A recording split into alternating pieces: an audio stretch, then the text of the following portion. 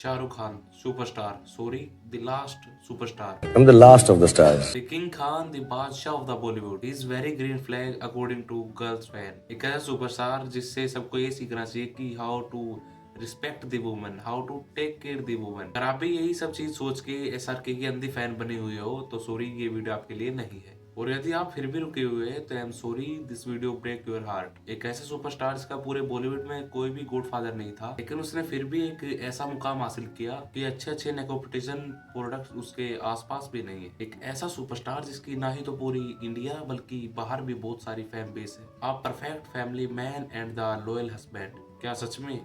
Let's find out. I am talking about to SRK very deepest point and I am talking about to SRK deep things. SRK और गौरी की पहली मुलाकात तब हुई थी जब SRK 18 और गौरी 14 साल की थी। दोनों की मुलाकात ही एक पार्टी में हुई थी। जब SRK ने गौरी को एक रिक्वेस्ट दी कि आप मेरे साथ आके डांस कीजिए, तो गौरी ने उसको ये बोला कि मेरा बॉयफ्रेंड है और मैं उसका अभी फिलहाल वेट कर रही हूँ। गौरी को SRK में कुछ खास इंटरेस्ट नहीं था।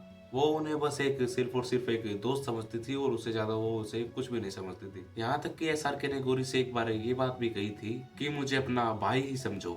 SRK ने गौरी को इम्प्रेस करने की काफी ज्यादा कोशिश की। वो उसके घर भी जाते थे और वहाँ पे उसके साथ टाइम स्पेंड करते थे।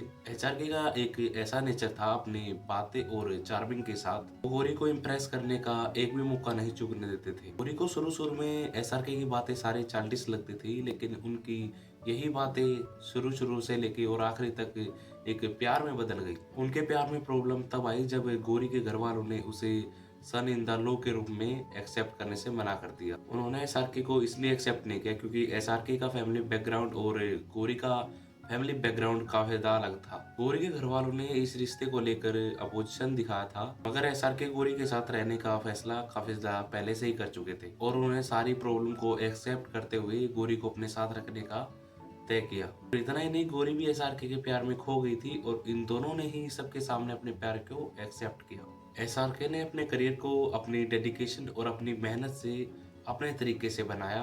फिर दोनों की शादी 25 अक्टूबर 1991 को हुई। 1991 तक SRK कुछ फेमस सीरियल्स का हिस्सा रह चुके थे जिन्होंने उन्हें एक हाउसफुल नेम बना दिया था। उन्होंने फौजी और सर्कल जैसे सुपर हिट मूवीज में काम कर लिया था और शादी के एक साल बाद उनकी कल्ट क्लासिक मूवी दीवाना आई। हालांकि उस मूवी में SRK ने एक साइड रोल किया था। इन्होंने उसको इतनी अच्छी तरह से किया कि इनको फिल्म फेयर अवार्ड भी मिला दीवाना मूवी के लिए। कुल मिला के इनका शादी के बाद करियर काफी ज्यादा कूल चल रहा था। किसी भी तरह की कोई भी कंट्रोवर्सी नहीं थी। एक ऐसा साइड एक्टर और एक मूवी में काम करने वाला एक ऐसी इमेज बना रहा था जहाँ पर सिर्फ और सिर्फ बॉलीवुड के बच्चे ही बना सकते हैं। करण जौहर और SRK ये दोनों इतने फेमस नाम है कि इन दोनों को लेकर अफेयर के किस्से बहुत ही ज्यादा उड़े, इतने किसी एक्ट्रेस के नहीं उड़ते। कुछ कुछ होता है, अलविदा ना कहना, माय नेम इज खान, एक के बाद एक ऐसी सुपर हिट मूवी देने के बाद SRK और करण जौहर की जोड़ी को सुपर हिट माना जाने लगा। और तो और इन दोनों की दोस्ती के भी बहुत ज्यादा चर्चे थे उस टाइम पे। ये भी लगा कि ये दोनों रिलेशनशिप में थे। जैसा कि आप सभी जानते होंगे कि करण जौहर एक गे है, मगर रूमर्स तो ये भी है कि SRK बायोसेक्सुअल है। इतना ही नहीं, ये एक टाइम पे करण के काफी ज्यादा करीब भी रह चुके हैं, यहाँ तक कि इन दोनों के बीच में फिजिकल रिलेशन भी थे। लेकिन यहाँ पर तो ये इन सभी चीजों को अफवाह बोल के बच जाते हैं एंड ऑफ कोर्स आपको भी ये सब चीजें अफवाह ही लगती होगी। मगर अभी जो मैं आपको बताने वाला हूँ वो काफी ज्यादा शॉकिंग है। फेमस तमिल सिंगर सुचित्रा ने अपने एक इंटरव्यू में SRK और करण जौहर से मिलते हुए कुछ बहुत ज्यादा शॉकिंग एक बात की थी। उनका कहना ये था कि सुचित्रा के एक्स हस्बैंड कार्तिक कुमार को क्रॉस ड्रेसिंग का शौक था, मतलब उन्हें लड़कियों की ड्रेस पहनने का शौक था और उन्होंने अजय देवगन की युवा मूवी में भी ये सब काम किया है। कार्तिक ने इन्हीं सब चीजों के बारे में अजय देवगन को भी बताया था। इसके बाद कार्तिक की मुलाकात करण जौहर और SRK से होती है और उसी वक्त उन्होंने एक क्रॉस ड्रेसिंग किया हुआ था। यहाँ SRK और करण जौहर ने दोनों ने फेमिनाइन कपड़े पहने हुए थे। इसके बाद कार्तिक ने भी उन दोनों को ज्वाइन किया और उसके बाद तीनों ने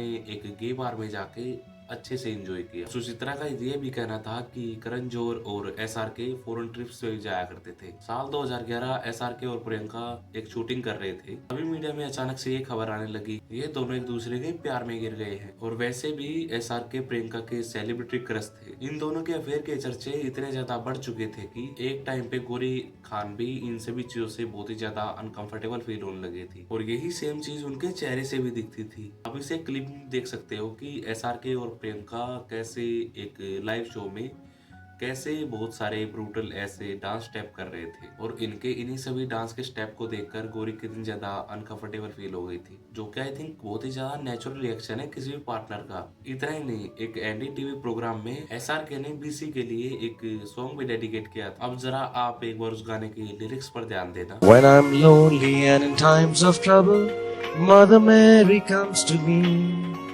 speaking words of wisdom, marry me. Now tell us what your words, sweetheart. इस सवाल का जवाब गाने में नहीं, वर्ड्स में भी नहीं होगा। एसआरके के ये सॉन्ग सुनाने के बाद प्रियंका के बहुत ही ज्यादा ऐसे रिएक्शन दिख रहे हैं कि वो ब्लश कर रही थी। यही नहीं, एसआरके और प्रियंका को बहुत सी ऐसी जगह पर सपोर्ट किया गया, चाहे वो देर रात तक पार्टी करना हो या फिर आईपीएल का कोई भी मैच देखना हो। 26 मई 2017 में एक शूट कंप्लीट हुआ और वो शूट और किसी चीज का नहीं था, एक इंटरव्यू का था और वो इंटरव्यू फिलहाल तो उसी दिन टल गया था। और वो इंटरव्यू इस बात को कंफर्म कर देता है कि एसआरके और प्रियंका एक रिलेशनशिप में थे। उस इंटरव्यू में प्रियंका ने क्या कहा आप एक बार सुन सकते हैं। But it belonged to an ex-boyfriend. That's at an airport because it's comfortable. Do you wear the hoodie bit? Yeah. Put it up. Oh. ये क्लिप देखने के बाद आपको ये बात समझ तो आ ही गई होगी कि ये कितनी ज्यादा अफवाह थी और कितनी ज्यादा सच। मगर इस एक रिलेशनशिप ने प्रियंका के पूरे बॉलीवुड के करियर पर ही ब्रेक लगा दिया और उसी चीज के चलते हुए प्रियंका को ये देश छोड़ के जाना पड़ गया। इंडस्ट्री में कुछ लोग ऐसे भी थे कि जिन्होंने प्रियंका को बॉयकॉट करने की भी जिम्मेवारी उठा ली थी और ये सेम वर्ड प्रियंका ने एक इंटरव्यू में कहा है। उन्होंने ये बात बोली कि मैं इस तरह की कोई भी गेम खेलना नहीं चाहती। उन्होंने ये बात भी बोली है कि मैं पॉलिटिक्स से तंग आ चुकी थी और मुझे एक छोटा ब्रेक भी चाहिए था। According to Hindustan Times article, ये और कोई नहीं एसआरके के लवर्स ही थे, जो कि उसकी वाइफ गौरी और दूसरा बीएफ या जीएफ कुछ भी कह लो, जो कि था करण जौहर। ये तो हो गई अफेयरनेस की बात और अभी मैं आपको कुछ ऐसे क्लिप दिखाता हूँ जिससे इसकी ग्रीन फ्लैग तो भाई खत्म ही हो जाएगी। एसआरके ने प्रीति जिंटा को एक इंटरव्यू में एक बहुत ही ज्यादा घटिया बात बोली थी। इस चीज को मजाक कहना भी आई थिंक मुझे ऐसा लगता है कि बेवकूफी ही होगी कि जो एसआरके के फैन बेस है वो इस वीडियो को भी कुछ ना कुछ गलत सलती बता देंगे। यार वो सब चीजें छोड़िए और एक बार ये आप क्लिप देखिए। We decided that to do a movie with you and me called Love is Blonde. Love is blonde. Love is Blonde. अच्छा. Will you do that poster with me?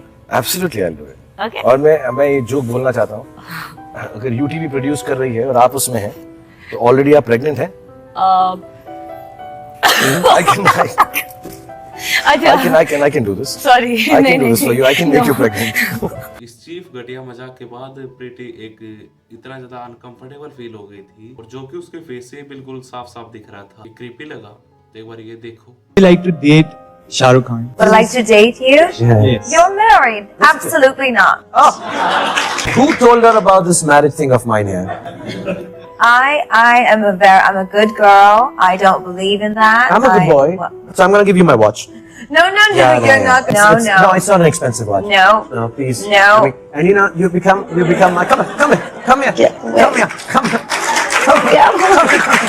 बस करो भाई, हर लड़की तुम्हारी तरह नहीं होती कि 1000 जगह मुंह मारे। उसने तुम्हें साफ साफ बोल दिया ना कि प्लीज गेट अवे। उसके बाद भी मिस्टर ठरकी उससे बार बार चिपक रहे थे, वो भी उसके मना करने के बाद जबरदस्ती। मुझे नहीं पता कि इसके वर्शिपर इसे किस तरह से डिपेंड करेंगे। ये तो कुछ भी नहीं, ये तो टिप ऑफ द आइसबर्ग है। ये वीडियो तो मेरे लिए कुछ भी नहीं। यदि इस वीडियो पे अच्छा खासा रिस्पॉन्स आता है तो मैं इसका सेकंड पार्ट जल्द ही लेके आऊंगा। उसमें मैं आपको ये सारी चीजें बताऊंगा कि बादशाह कैसे बॉलीवुड में बादशाह बन गया और अपनी इसने कितनी तगड़ी पीआर गेम चलाई है। इस वीडियो को बनाने का सबसे बड़ा अल्टरनेटिव यही था कि यदि आपके सामने भी कुछ ऐसे रील्स आते हैं जहाँ पर आपको मतलब बहुत ही ज्यादा ग्रीन फ्लैग दिखाते हैं, जिस चीज को देख के आई थिंक लड़के तो नहीं लेकिन लड़कियां तो बिल्कुल ही पागल हो जाती है। मुझे इसी चीज को बहुत ही ज्यादा एक्सपोज करना था कि कैसे इंडियंस की ऑडियंस को बेवकूफ बनाया जा सकता है। कुछ नहीं जाते यही बात कहना चाहूंगा कि जितना उसके वीडियो को लाइक और भाई सब्सक्राइब कर दो। नेक्स्ट पार्ट में 1 से 2 दिन के अंदर ही मैं इसका नेक्स्ट पार्ट भी लेके आऊंगा। सिर्फ और सिर्फ आपको यही कहना चाहूंगा कि जल्द से 10K करवा दो। ऐसे बहुत सारे अमेजिंग वीडियो मैं आपके लिए लेके आता रहूंगा। मिलूंगा आपसे किसी नेक्स्ट वीडियो के साथ और तब तक के लिए आपका लक्ष्य है all the way. Please do like and subscribe my video.